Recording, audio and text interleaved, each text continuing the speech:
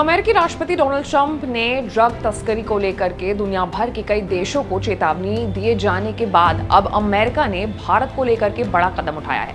नई दिल्ली में अमेरिकी दूतावास ने गुरुवार यानी 18 सितंबर 2025 को घोषणा की कि ट्रंप प्रशासन ने कुछ भारतीय अधिकारियों और कॉर्पोरेट जनता के नेताओं के वीजा तत्काल प्रभाव से रद्द कर दिए हैं। अमेरिकी दूतावास का कहना है कि इन व्यक्तियों पर फेंटानिल प्रिकर्सर्स यानी नशीले पदार्थ बनाने के लिए इस्तेमाल होने वाले केमिकल की तस्करी से जुड़े होने की गंभीर संभावना है, गंभीर उनके ऊपर आरोप है।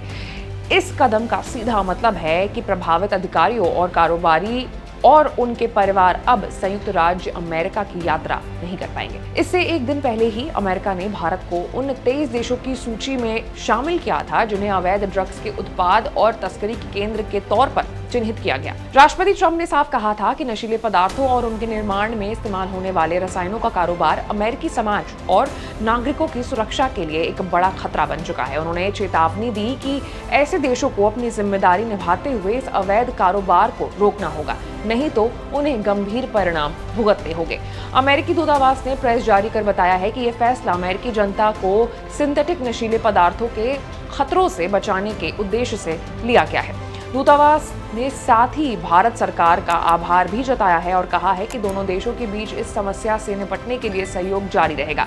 दूतावास ने साफ कहा है कि जिन कंपनियों और उनके अधिकारियों पर इस तस्करी से जुड़ाव का संदेह है, उनके वीजा आवेदन पर भी अमेरिका में प्रवेश के दौरान रोक लगाई जाएगी। गौरतलब है कि हाल में ही अमेरिकी जांच एजेंसी FBI की रिपोर्ट में यह खुलासा हुआ था कि चीन गुप्त रास्तों और तीसरे देशों के माध्यम से नशीले केमिकल्स की तस्करी अमेरिका तक कर रहा है।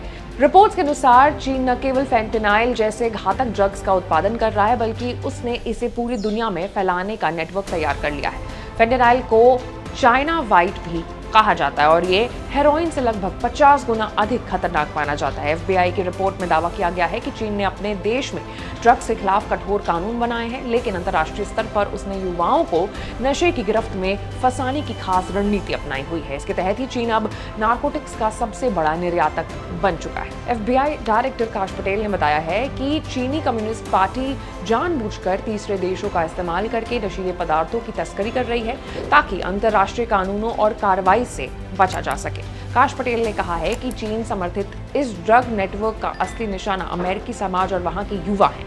उन्होंने ये भी जोर दिया है कि इस खतरे से निपटने के लिए भारत और अमेरिका के बीच करीबी सहयोग बेहद अहम है। उनकी रिपोर्ट में ये भी बताया गया है कि चीन में तैयार होने वाले फेंटेनिल के उत्पादन के लिए जरूरी रासायनिक कच्चा माल भारत जैसे देशों से होकर के मेक्सिको के ड्रग कार्टेल्स तक पहुंच रहा है। भारत इस ड्रग का कंज्यूमर नहीं है, लेकिन इसे एक ट्रांजिट रूट की तरह इस्तेमाल किया जा रहा है। यही कारण है कि ट्रंप प्रशासन ने भारतीय अधिकारियों और व्यापारियों पर कड़ी कार्रवाई का निर्णय लिया है। अमेरिकी प्रशासन का कहना है कि ये केवल एक चेतावनी नहीं बल्कि साफ संदेश है कि चाहे कोई भी देश हो, नशीले पदार्थों के अवैध व्यापार में शामिल व्यक्ति और संगठनों को बख्शा नहीं जाएगा। इस घटनाक्रम ने भारत अमेरिकी संबंधों को एक नए मोड़ पर लाकर खड़ा कर दिया है और एक ओर अमेरिका भारत इस नेटवर्क को रोकने में साझेदार मानता है, वहीं दूसरी ओर उसने भारतीय अधिकारियों और कॉर्पोरेट नेताओं के खिलाफ कड़े कदम उठाए हैं। फिलहाल ये देखना दिलचस्प होगा कि भारत सरकार इस मुद्दे पर क्या आधिकारिक प्रतिक्रिया देती है और भविष्य में दोनों देशों के बीच सहयोग किस दिशा में